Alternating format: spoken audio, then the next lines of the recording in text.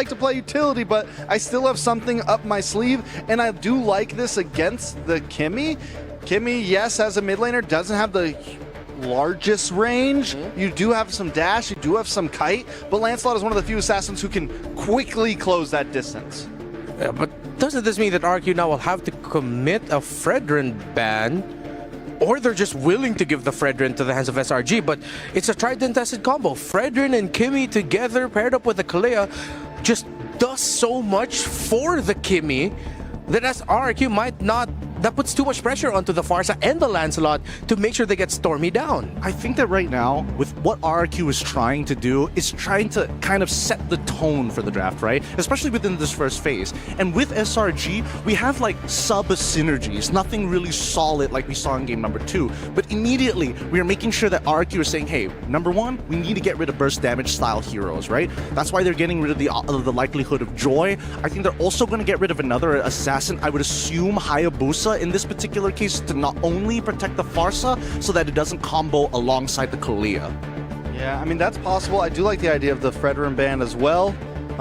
Either could work out, especially with the fact that so much utility jungle's already gone. But yeah, SRG also needing some burst damage for themselves, like you said, maybe something like the Hayabusa. Or do they just go for the double marksman, tank front line, you know, wait it out, take it slow, it's match point. They do have opportunity for that overall. And I think this is the tough part now for RQ, because it's literally their choice, whether it's the Fredrin ban, which it is, or whether it was going to be a Hayabusa ban, which it could have been. Now, Hayabusa is potentially looking good for SRG. As we mentioned, a lot of the tanky fighter-style junglers are gone, so they don't necessarily need to lean into the double marksman, but I think they will. Granger still looks really good for SRG, unless RQ decides to take it away. I think Granger is definitely a possibility. RQ could easily scoop that up, though, up front, unless our SRG says, no, we're going to ban that out, too, and that gets rid of more burst damage potential. They get rid of the Cho, solid ban. Really, really good foreshadowing coming in from, it's like not foreshadowing, but foresight coming in from Arcadia. Because now, because we've seen this 2 times already where Kesku is trying to corner the jungle options. Unless they want to play something like X-Borg again, right now there's a lot more burst coming out from RRQ side to maximize that value. Yeah, and speaking of burst, if RRQ lock in something like a Hilda here, potentially thinking about a Granger pickup of SRG, I think SRG wins. Because if that's a Hilda, good thing it wasn't! Because this pick for Edok only shows up when RRQ are on, alright boys, game phase mode, game time mode, we can't lose this.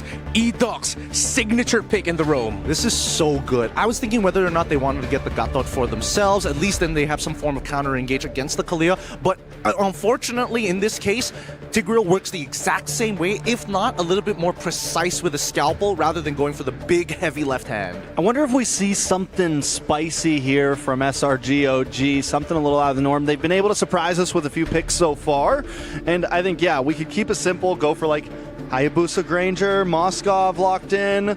I am a little worried about, I'm kind of a little worried about Assassin up front, but also now with the Tigreal, Assassin isn't looking too bad, something that's not just going to get bullied around. There goes the Hayabusa. Last pick for RRQ though.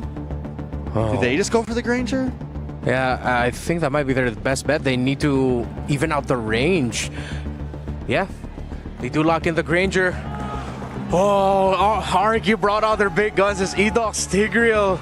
But SRG's lineup could be very good as well. It's a 50-50 for me. Yeah, it's a really big 50-50. I think there are a lot of counterplay for each of the individual lanes, especially for the mid-duo. I think the problem is when it comes down to like first interactions, right? How is Lethal Wanderer going to go? How is the first turtle going to happen? Because we need to see Edok hit level 4.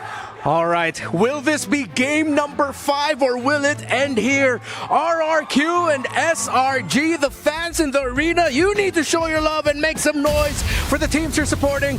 Bring it on, Naisu, take us in. Thank you so much once again to the panel for breaking it down here in game number 4. Ladies and gentlemen, you heard it there. It's match point right now for Srg.Og Esports as they move on forward. Or can we get to a game number 5 here? A maxed out series for this one. A trip, of course, to the semifinals ahead of them. RQ's got to pull something up their sleeves. They brought out the Tigreal for Edok. Brigitte, do you think this is right? I mean, we heard the sentiments from the panel. Yep. You know, it could come down to some big plays coming out here from RQ. I mean, when it does come to these do-or-die situations, those clutch moments wherein you have to bring in these picks, your familiarity, your comforts, undeniably, we've seen it multiple times. But whether or not these will be the right calls, because I'm worried from the way we've been seeing the past few games that RRQ, Edok may have been a bit too decisive on these calls, but it has to be all of them being decisive and coming together to follow up. So maybe that's my biggest worry. But in terms of playmaking, setups, okay, for sure Edok is going to be delivering on this Tigreal. He has to. I think, you know, that's one of the main things. Like, anytime we see one of these series, it's always the case. You know, it's the team that's able to go ahead and overlap the ultimates better or have the better execution, like we like to say, or make the less mistakes. But in this case, you know, as we take a look at the emblems too, I think a big part of this, once again, comes in the hands of Edok. He's got to be able to set things up. Now, you sprinkle in some of that responsibility with Dyrant, like the XP laners are to be expected so far in our current meta. But I guess one of the biggest differences here in specifics to Edok is the Tigreal, it's a little bit more, I would say, assured to get a setup instead of the Cho. You can see already the pressure, though. Oh, fortunately, Rins gets to reposition, so won't get taken out just yet. But the Phantom Execution gets delayed by a bit through that knock-up. Still, everyone gets to survive, though. Maybe not Stormy if the last hit still connects, but they just get to force out the recalls, and I feel like that's already something massive for RRQ. Dyrant literally going at it. Yume's forced to flicker. Better Dare Strike also committed by Rins. So they've done a really good job already, even without getting these kills. Here, Dyrant's coming back. He's like, I have a flicker. It got to the Dark Wave. He goes anyway. I knew he was going to do it. He had the flicker available, and they get the call to come back. So RRQ goes in, gets a double for Dyrant and the turtle. Okay, so they did not settle with just the recalls, with just the battle spells. They had to get the kills, because I feel like that's where RRQ literally gets activated, when they're able to just set the tempo and keep the pace. But now they seem to go after Toy. He has no way out of that storm, or Innocent gets very low, however, but now they're gonna play it safe. They're already happy with what they got there. That's the trade. It's a bit delayed, but that's the trade for SRG for now. Yeah, it's still the case here, you know, and like we've seen, oh, hold on, mid lane, Rin's gonna be in trouble, wings by wings, flaps on around, and will still be alive. Srg.Og see Stormy's so low, but I don't think he's gonna be able to cover the ground. So this is the thing, you know, you have this trading going on.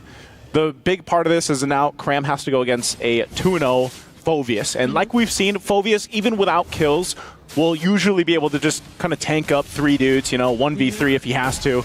This gives him a little bit of the advantage, but Cram on the glue is still relatively going to be fine, at least in the lane. Yeah. But once these next objective fights break out, that's where, you know, it's going to be kind of important that Cram is able to go ahead and utilize the glue against Dyrant's Phoveus here. Yeah. But also, it's just the case. Look at the damage already on Innocent. Cancelled by the knockup from the title strike, though, but the Phantom Execution just in time. Srg.Og gets to land it on Innocent, now looking after Stormy. Doesn't land the Thorn Rose, though. But still, that's a lot. They got the kill on Innocent and Yumes. And this is the time where Edok gets a lot more online, because he's hit his level 4, so there are a lot more angles that RRQ can decide to play with, all aside from what you mentioned about Dyrant being on an early 2-0. We don't even know what item he's going for first. We don't, but look at this, the fight for the turtle. Srg.Og proven that he can play the assassins as well, of course. Turtle secured, second one in the hands of RRQ. SRG might have a kill on the board, but other than that play they made on Toy earlier on, they haven't been able to really do anything. RRQ is playing into the composition that they have. This is always the case with a Pharsa. Pharsa's damage is just pretty tough to deal with when you're getting set up in the mid lane, especially around this. They're going to go with the implosion in the setup. Dyrant goes in, but has the flicker to keep himself alive.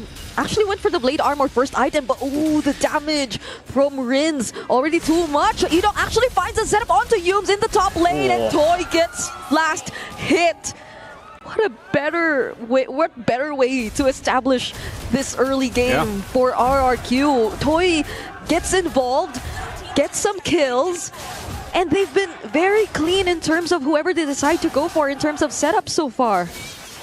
He just got the Sky Piercer as well, so, you know, unfortunately he didn't have earlier before he gets skills, but now he's got it, and things for RRQ are going to go ahead and set things up. This is why the positioning for the roamers are imperative. You can see Edok right now playing the patient game.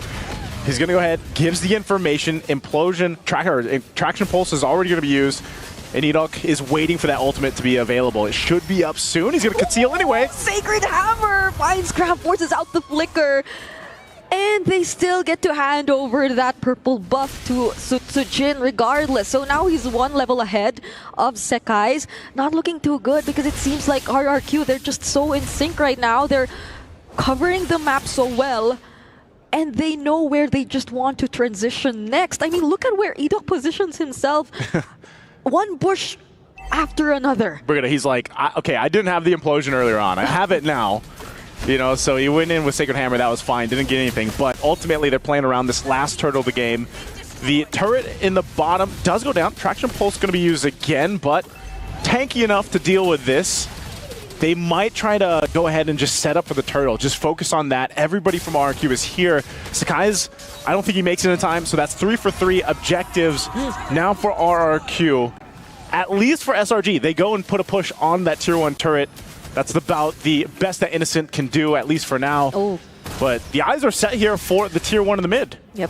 Yums can potentially go in if he finds an angle, but he will be respecting RRQ for now. Innocent goes in with the SOD just to join his other teammates, as Dyred is kind of forced to respond as well to the pressure that is being applied by Innocent here. I mean, that's the most they can do for now.